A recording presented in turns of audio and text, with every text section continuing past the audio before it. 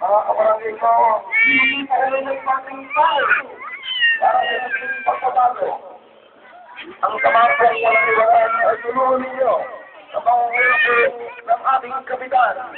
Ang Adolfo Enriquez, kampong ng kanyang mga kusihanin, kampong tumulong sa isang pagbabago sa barangay wala ibaba. Tulong ninyo, kailangan namin.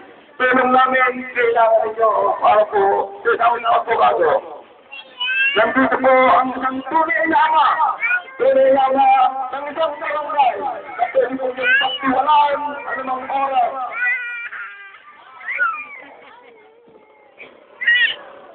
Kailangan po ng samahang walang iwanan, mga kabarangay ko, ang inyong tulong para po sa darating na eleksyon sa October 25. Para kayo sa isang pagbabago.